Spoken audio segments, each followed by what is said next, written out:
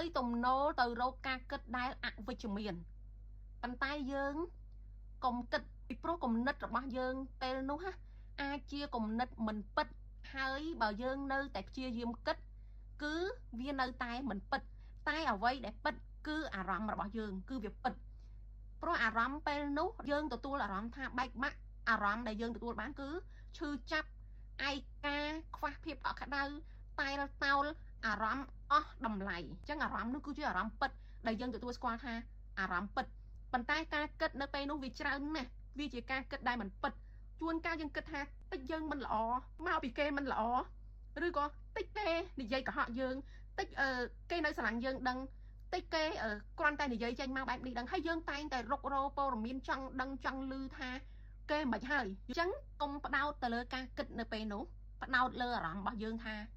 rắm dương việc bịch chia chư chậm bữa sinh chỉ ca kết ở bao dương bật tô kê tha kê mình lọ bọc bằng dương rắm bao dương nâng chập chư chậpដោយសារគេបោះបង់អញ្ចឹងបើសិនជាយើងគិតថាយើងមិនល្អដែលគេបោះបង់អញ្ចឹងអារម្មណ៍យើងនៅពេលនោះនឹងចាប់ផ្ដើមមានអារម្មណ៍ថាឈឺចាប់ហើយតូចចិត្តការគិតបែបណាគឺអារម្មណ៍របស់យើងទទួលបែបនោះគំនិតរបស់យើងគឺត្រូវផ្ដោតតែរឿងមួយគត់តើខ្លួនឯងនៅសល់អីចេះធ្វើអីបច្ចុប្បន្ន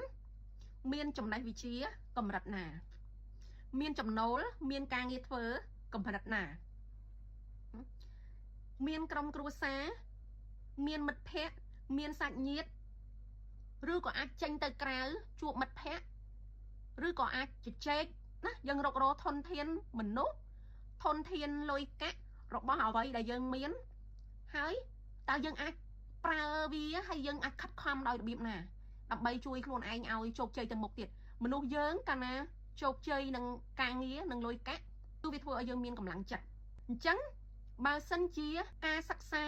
ក៏មិនជោគជ័យឬក៏ការងារក៏មិនជោគជ័យបាត់បង់ស្នេហាទៀតគឺពេលហ្នឹងគឺវាលំបាកធ្ងន់ធ្ងរតែម្ដងតែបើសិនជាយើងមានការសិក្សាយើងមានគ្រួសារយើងមានមិត្តភ័ក្តិសង្គមហើយជាពិសេសគេឈ្មោះនឹងកិត្តិយសយើងនៅតែជាមនុស្សដែលល្អនៅក្នុងសង្គមមានការងារធ្វើយើងក្រាន់ជាជាងយើងគ្មានអីទាំងអស់